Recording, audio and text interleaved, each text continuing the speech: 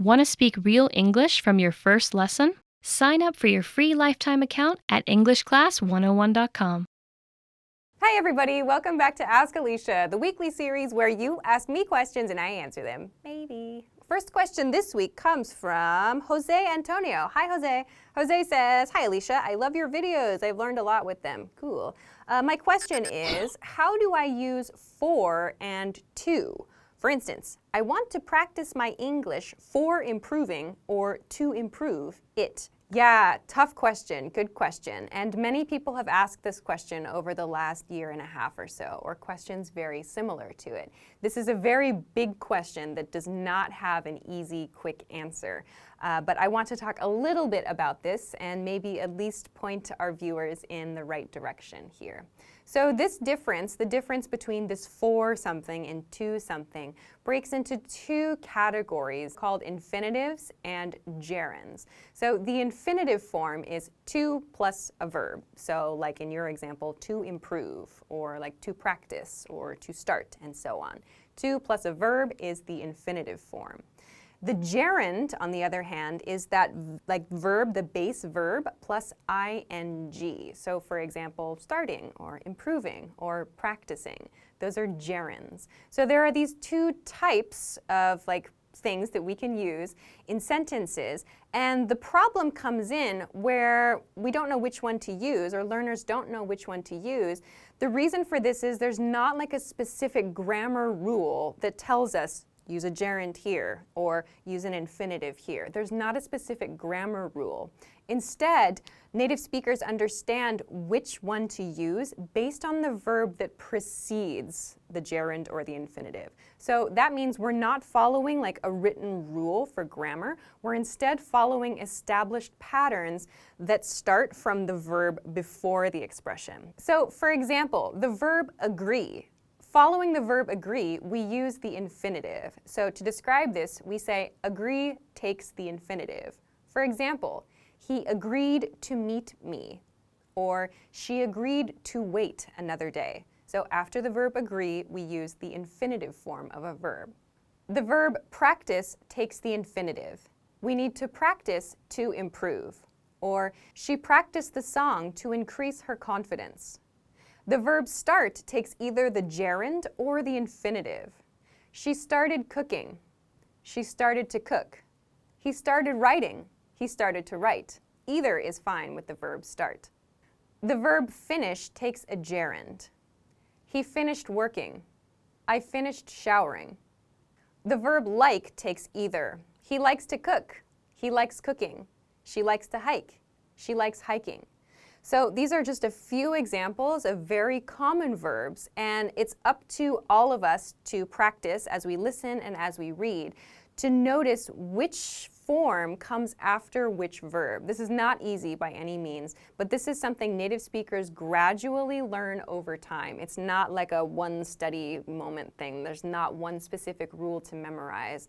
So unfortunately, it's not an easy thing to fix. It's just something that takes time and awareness. So as you read, pay attention to the sorts of verbs that are usually followed with a gerund or with an infinitive, and you'll start to be able to make these decisions more naturally for yourself. So I know that this is a very open answer, and it is a very big topic for sure, but I hope that this at least helps you get started in being more aware as you read and as you listen. So thanks very much for this question, and thanks very much to everybody who sent in similar questions over the last few months too. I hope that this is helpful for all of you.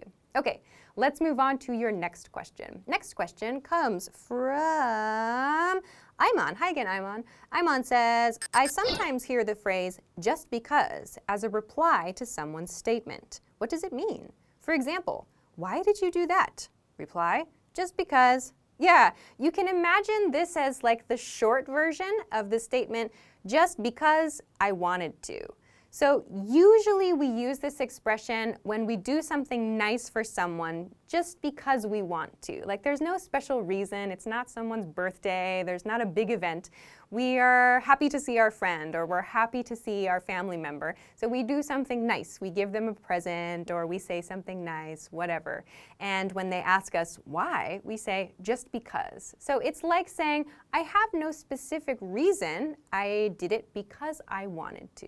But we don't say all of those words. We make it very short and quick, and we say just because. So for example, I got like concert tickets from a good friend. Like, oh wow, you got me concert tickets? This is amazing. Why did you do that? Just because.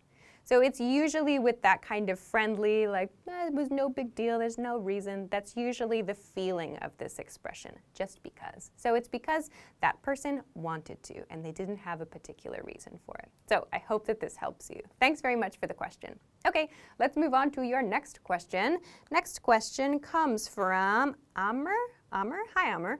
Amr says, hi Alisha, how's it going? Good. Can you please tell me the meaning of strap in for? Strap in for. Yeah, sure. To strap in for something means to prepare for something.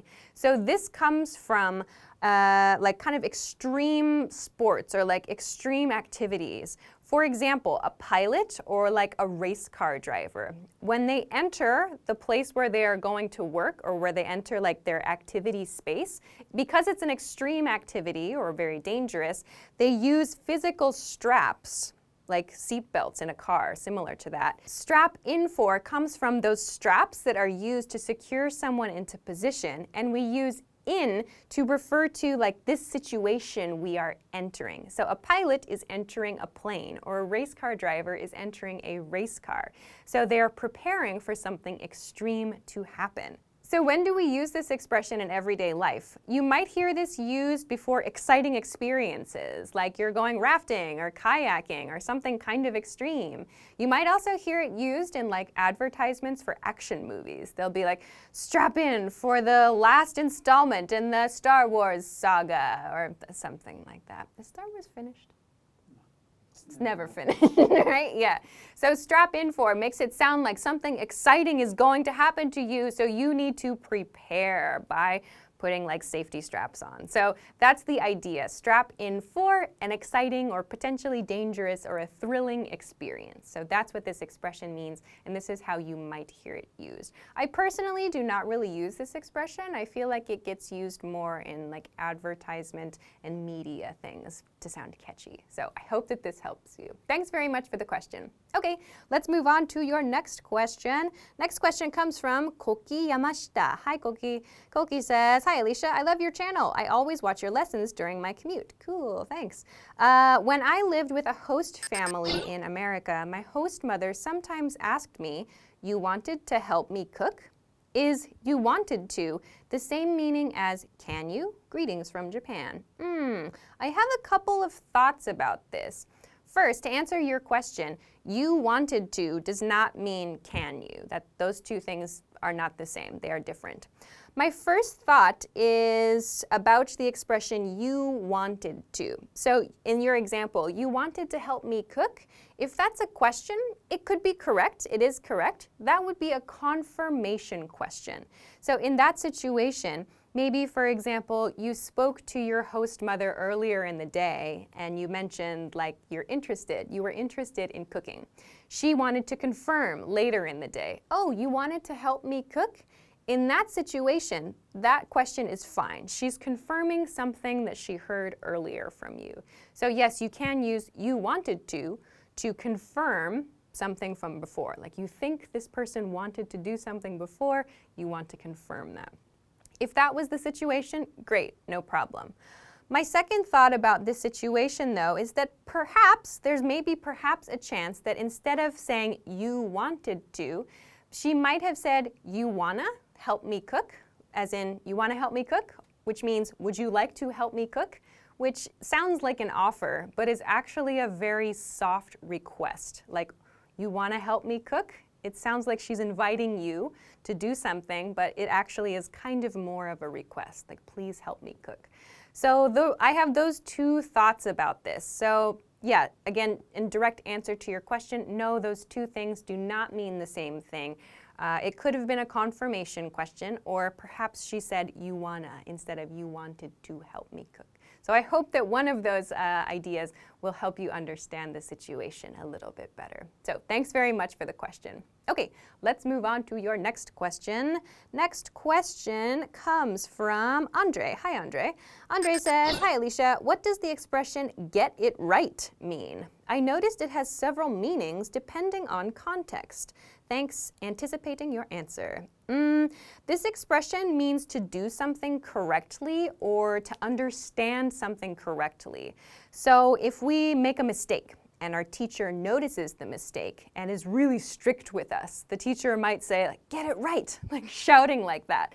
So you might hear that in other situations outside of education. So like a coach sees the players on a team making mistakes and the coach might shout, get it right, which means do it correctly, do it correctly. Or like if you're at work and you say to yourself, I really want to get this right, meaning I really want to do my project correctly, or I really want to do this task correctly, you would be using this expression in the right way too. Perhaps you've also heard something like, let me get this right. Let me get this right and get it right are a bit different, actually. So for example, if you heard something like, let me get this right, you want me to loan you $2,000 so you can buy a puppy? Are you crazy? You might hear an expression like that, where let me get this right means let me confirm, or let me check to make sure I understand you correctly. So that is very different from get it right. So to get it right means to do something or to understand something correctly. Let me get this right means let me check or let me confirm something. So they're quite different. Perhaps that's the different context that you were referring to in your question. But I hope that this answer helps you. Thanks very much for the question. Okay, that is everything that I have for this week. Thank you, as always, for sending your questions. Remember, you can send them to me at EnglishClass101.com/ask-Alisha. Of course, if you liked this lesson, please don't forget to give it a thumbs up, subscribe to our channel if you have not already, and check us out at EnglishClass101.com for some other things that can help you with your English studies. Thanks very much for watching this week's lesson, and I will see you again next week. Bye-bye. Want to speed up your language learning? Take your very first lesson with us. You'll start speaking in minutes and master real conversations. Sign up for your free lifetime account. Just click the link in the description.